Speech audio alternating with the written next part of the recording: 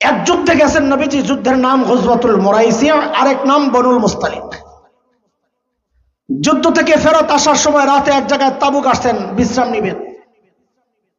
শেষ রাতে নবীজি একজনকে ডেকে পাঠালেন, সবাইকে বলো প্রস্তুত হইতে, আমরা রওনা দিব। নবীজির একটা অভ্যাস ছিল, সব সফরে আম্মা জান একজন সাথে রাখতেন।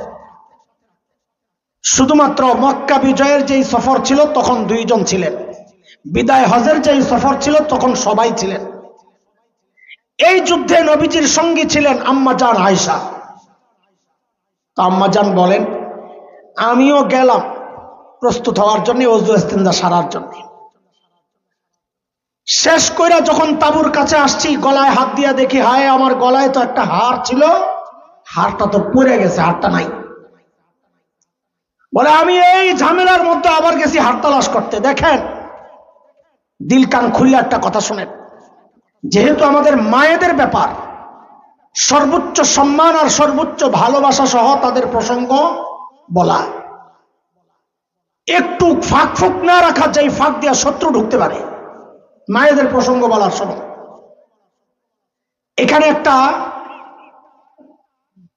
বাজে দিকও থাকতে পারে, কেউ আনতে পারে, যে এমন ঝামেলার মধ্যে আম্মা জানের হারের প্রতি এত মায়া, গয়নার প্রতি এত টান, যে এই ঝামেলার মধ্যে গেছেন হাত তালাশ করতে। এই জন্য সঠিক বিষয়টা জেনে নেওয়া, যেন এই প্রশ্ন না আসে। আমাদের ওস্তাদ মুফতি সাঈদ আহমদ পালনপুরি রাহিমাহুল্লাহ বলেছেন, আরে ওই হারটা আম্মা জানের ছিল না, মদিনার থেকে যাওয়ার সময় একজন মহিলা থেকে হারটা হাওলাত নিছেন, হাওলাতের জিনিস ফেরত দিতে হবে, ওই দায়বোধ থেকে আম্মা জান হার তালাশ করতে গেছেন, হারের মায়ায় যান নাই। খবরদার, আমার মা, আমার মা। আমাদের অনেক ভাইদেরকে দেখা যায় মায়েদের প্রসঙ্গে যখন আলোচনা করে, বিশেষ করে আম্মা জান খাদিজার প্রসঙ্গ আসছে কয়েকজনের মুখে, আমরা অবাক হয়েছি। এগুলো কোনো কথার ধরনে মনে হয়েছে তারা আম্মা জান না, তারা যেন নাউজুবিল্লাহ তাদের বান্ধবী লাগে, এইভাবে তাদের নামগুলো বলতেছে। না না দোস্ত, আম্মা জানরা তো পরের কথা। আরে সাহাবীদের প্রসঙ্গ আসলেও সর্বোচ্চ সতর্কতার সাথে কথা বলা। কেন? নবীদের পরে সবচেয়ে মর্যাদার মানুষ তারা। আমি তুমি তাদেরকে অপদস্থ করার, তাচ্ছিল্য করার কে? এটা নিজের দিল নষ্টের প্রমাণ। যারা সাহাবীদের দোষ তালাশ করে, সাহাবীদের সমালোচনা করে, সাহাবীদেরকে সর্বোচ্চ ইজ্জত আর মর্যাদার জায়গায় যারা রাখতে পারে না, আসলে তাদের দিল নষ্ট। আম্মা জান হাত তালাশ করতে যায়, এখনের মতো তার টর্চ লাইট ছিল না যে টিপে টিপে দেখে খুঁজে বাইর করে রয়েছে, যায় হাত রাইছেন খালি, সময় একটু দেরি হয়েছে।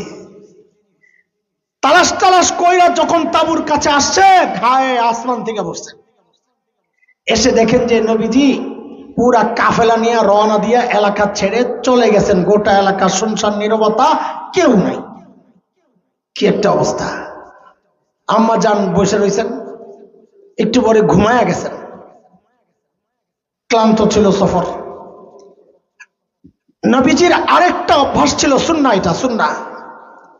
সফর থেকে যখন রওনা দিতেন, পেছনে একজনকে রেখে আসতেন। সবাই চলে যাওয়ার পর একটা চেক করবে কিছু রয়ে গেল কিনা। এই জমানায় যদি চার্জার বাঁচাইতে চান তো পিছনে একজনের রেখে আইসেন, নাইলে আসার পরে এয়ারপোর্টে এসে খালি একটাই অভিযোগ, হুজুর চার্জারটা ফালাই আইছি। আমি বলি এই সুন্নত আদায় করার চার্জার থাকবে না। যেই সাহাবীকে নবীজি রেখে আসছিলেন, সেই সাহাবী তল্লাশি করতে করতে আম্মা জানের সামনে আইসা চমকায়া গেছেন। আম্মা জান বলেন, বুখারীতে আসছে রিওয়ায়াত, আম্মা জান বলেন তিনি আর কিচ্ছু বলেন নাই, শুধু বলেছেন ইন্না লিল্লাহি ওয়া ইন্না ইলাইহি রাজিউন। বাস, নিজের বাহনটা আইনা বসাইছেন, আম্মা জানকে উঠাইয়া নবীজির পরবর্তী গন্তব্যের দিকে নিয়ে গেছেন। আলো প্রকাশ পাইছে, ওই কাফেলার এখন যায় খবর হয়েছে যে আম্মা জান পালকির ভেতরে নাই। আচ্ছা, আম্মা জান যে পালকির ভেতরে নাই কেউ টের পাইল না, তো আম্মা জান নিজেই বলেন, আমি যেহেতু গরমে হালকা ছিলাম, পালকি যারা বহন করছে ওরা টের পায় নাই আমি যে ভেতরে নাই। সামনের কথাটা শোনার আগে কয়েকবার পড়েন নাউজুবিল্লাহ, আবার পড়েন নাউজুবিল্লাহ, আবার পড়েন নাউজুবিল্লাহ। আম্মা জান নাই নাই নাই নাই, মুনাফিকরা খবর ছড়াইয়া দিছে বাজারে যে ওই যে নবীজি পেছনে এক সাহাবীকে রেখে আসছেন, ওই সাহাবীর সাথে নাউজুবিল্লাহ আম্মা জান আয়েশার অবৈধ সম্পর্ক ছিল, ওই কারণে আম্মা জান ইচ্ছা করে পিছনে রয়ে গেছে। নাউজুবিল্লাহ। মুনাফিকরা খুব লাড়াচাড়া দিছে, কিছু দুর্বল মুসলমানও জড়ায় গেছে। কবি হাসান ইবনে সাবিত জড়ায় গেছিলেন। হযরত আবু বকরের সম্পর্কের ভাগিনা মিস্তাহ বদরি সাহাবী জড়ায় গেছিলেন। নবীজির এক শালিকা জাইনাব আম্মা জান জাইনাব বিনতে জাহাসের বোন হামনাহ বিনতে জাহাস রাদিয়াল্লাহু আনহুম জড়ায় গেছে। 1 মাস এই আলোচনা চলছে মদিনায়, আম্মা জান কিছুই জানেন না। 1 মাস পর যখন জানলেন তো নবীজির কাছে ছুটি চাইছেন, কষ্ট, বাবার বাড়ি যাবেন। আল্লাহর হাবিব বলেন যাও। বাড়িতে গিয়ে বাবা আবু বকর মা উম্মে রোমানকে জিজ্ঞেস করতেছেন, এমন একটা আওয়াজ চলতেছে, আপনারা কিছু জানেন? বলে হ্যাঁ জানি। মতামত? তা জানি না, আল্লাহ জানে। আম্মাজান খুব কষ্ট পাইছেন। 3 দিন ঘুম নাই, খাওয়া নাই, নিদ্রা নাই, কান্নার কান্না, শুধু কান্নার কান্না। আম্মাজান বলেন চোখের পানি শুকায় গেছে। 3 দিন পর নবীজি আসছেন। খেয়াল করেন, আমাদের মূল পয়েন্ট চলে আসছে। আসমান ওয়ালার কাছে আমার মায়ের মর্যাদা শোনাইতেছে। 3 দিন পর নবীজি আসছেন। নবীজির এক কথায় আম্মা জানের কলিজা দিলটা খান খান হয়ে গেছে। নবীজি বলেন কি, আয়েশা যদি কোনো ভুল করে থাকো আল্লাহর কাছে মাফ চাও। এই কথাটা আম্মা জান খুব কষ্ট পাইছে। আম্মা জান কষ্ট প্রকাশ করতে গিয়ে বলেন কি, আমি যদি এখন সত্য বলি আপনারা বিশ্বাস করবেন না, আর আমি যদি মিথ্যা বলি হ্যাঁ কিছু করছি, তা আপনারা বিশ্বাস করবেন। তাহলে আমার আপনাদের সাথে কথা বলার দরকার কি? আমার জন্য আমার আল্লাহই যথেষ্ট। হায় আল্লাহ! এই কথা বলতে বলতেই নবীজির উপর ওহী নাজিল হওয়া শুরু হয়েছে, কোরআনের আয়াত নাজিল হওয়া শুরু হয়েছে। বুঝা যাইত, যখন ওহী আসতো বুঝা যেত। কেন? আম্মা জানেরই বর্ণনা আছে বুখারীর শুরুতে, ওয়াইন্না জাবিনাহু লা তাফাসসাদু আরাকা, ওহীর ভারে কপাল ঘেমে একদম ভিজে যেত, রগ ফুলে যেত, চোখ লাল হয়ে যেত, খটখট আওয়াজ হইতো, খুব চাপ। সবার অপেক্ষা ওহী আসতেছে কি। আল্লাহু আকবার! ওহী নাজিল হওয়া শেষ। নবীজির ঠোঁটে মুস্কি হাসি, নবীজি মিটি মিটি হাসতেছেন। কেন? আল্লাহ তাআলা আমার মায়ের পবিত্রতার সাক্ষী দিয়া, আমার মায়ের পক্ষ নিয়া আল্লাহ তাআলা কুরআনুল কারীমের 1টা 2টা 3টা 4টা 5টা না, আল্লাহ তাআলা আমার মায়ের পক্ষে 10টা আয়াত নাজিল করছেন। কয়টা? শুধু তাই না, একটা আয়াত তো আমার নিজের কাছেই খুব কঠিন লাগে। ওনারা সাহাবীরা কিভাবে নিছেন আল্লাহই জানে।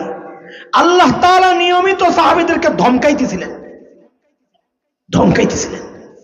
কি বইলা? কোরআন বলতেছে, ফালাউলা ইয সামি'তুমুহু কুলতুম মা ইয়াকুনু লানা আন নাতাকাল্লামা বিহাযা সুবহানাক হাযা বুহতানুন আযীম।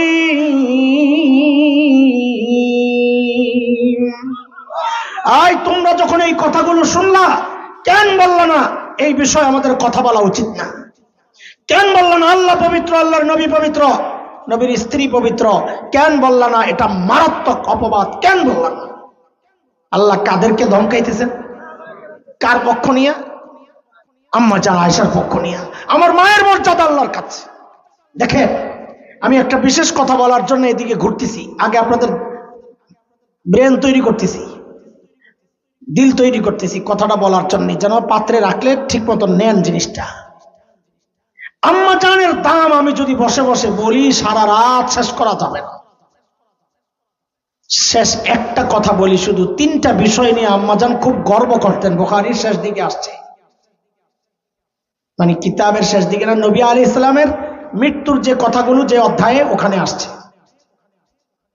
আম্মা জান 3টা বিষয় নিয়ে গর্ব করতেন। কয়টা? 1 নাম্বার, ইন্তেকালের 1 সপ্তাহ আগে নবীজি যখন খুব অসুস্থ হয়ে গেছেন, তো নবীজির তো সিস্টেম ছিল প্রতিদিন এক এক বিবির কাছে কাটাতেন, এক এক রাত এক এক বিবির কাছে। কিন্তু 1 সপ্তাহ আগে নবীজি যার কাছেই যান গিয়ে জিজ্ঞেস করেন, কালকে কোথায় থাকবো, কালকে কোথায় থাকবো। আম্মাজানরা বুঝে গেছেন যে নবীজি চাচ্ছেন যেন আম্মাজান আয়েশার কাছে থাকে, বুঝে গেছেন। সবাই মিলে সিদ্ধান্ত নিয়েছেন, ইয়া রাসূলুল্লাহ, আমরা আমাদের দিনগুলো আয়েশাকে দিয়ে দিলাম, আপনি যায়া আয়েশার কাছে থাকেন। খুশি মনে ছেড়ে দিস। হাদিস হচ্ছে নবীরা যেই ঘরে ইন্তেকাল করে, যেখানে ইন্তেকাল করে তাদের দাফন ওখানেই হয়। তো ইন্তেকাল করছেন কার ঘরে? কাজী নবীজির কবর যেটা আছে এটা কোথায় আছে? আম্মাজান আয়েশার ঘর। আম্মাজান গর্ব করে বলতেন যে আজকে যদি ধরেন শুক্রবার যদি ইন্তেকাল হইত, তো শুক্রবারটা যেই বিবির দিন ছিল, ওই বিবি আজীবন আহ আহ করতেন, যাহারে সিস্টেম মতো যদি নবী রাত কাটাতেন তা আমার ঘরেই নবী ইন্তেকাল করতেন, আমার ঘরেই নবীজির কবর হইত। কিন্তু আমার দিনটা দিয়ে দিলাম আয়েশারে, আমি বঞ্চিত হইলাম, এই বঞ্চিতের আহ থাকতো আজীবন। আম্মাজান গর্ব করে বলেন, কিন্তু আল্লাহর কি হিকমত, আল্লাহ তাআলা নবীজিকে ওই দিনই উঠায়া নিয়েছেন যেই দিনটা ছিল আমার ভাগের দিন, সোমবার। এটা আম্মাজান আয়েশার ভাগের দিন, কাউকে আল্লাহ তাআলা আহ করতে দেন নাই। এটা দিয়ে আম্মাজান গর্ব করতেন। গর্ব, এক নম্বর গর্ব। দুই নম্বর গর্ব, যে বাহির থেকে নবীজির মুখের মধ্যে সর্বশেষ যেই বিষয়, যে জিনিস গেছে, আম্মাজান বলতেন সেটা ছিল আমার লালা। আম্মাজানের লালা, নবীজির মিসওয়াক চাবায়া দিছেন যে, ওই মিসওয়াক নবীজি করছেন যে, ওইটাই তো শেষ। বাহির থেকে বিষয় ভেতরে গেছেন, নবীজির লালার সাথে আম্মাজানের লালা মিক্স হইয়া নবীজির ভেতরে গেছে। আম্মাজান বলেন এটাই ছিল নবীজির জীবনের শেষ, বাহির থেকে ভিতরে গেছে, সেটা আমার লালা। আম্মাজানের গর্ব। আরেকটা গর্ব করতে, যে নবীজি শেষ নিঃশ্বাস ত্যাগ করেছেন আমার হাকিনা আর দাকিনার মাঝখানে, এই যে গলার উঁচু জায়গাটা আছে না, এর ঠিক নিচে একটু গর্তের মতো আছে না, এইটা আর থুতনি। আম্মাজান বলেন আমার এই দুই জায়গার যে মাঝখানের গ্যাপ, এই গ্যাপের মধ্যে মাথা রাইখা আল্লাহর নবী দুনিয়া থেকে বিদায় নিয়েছেন।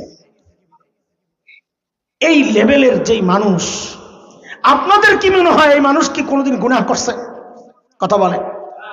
যার পক্ষে আল্লাহ তাআলা 10টা আয়াত নাযিল করছেন, আপনাদের কি মনে হয় তিনি কখনো আল্লাহকে নারাজ করছেন, নবীজিকে নারাজ করছেন?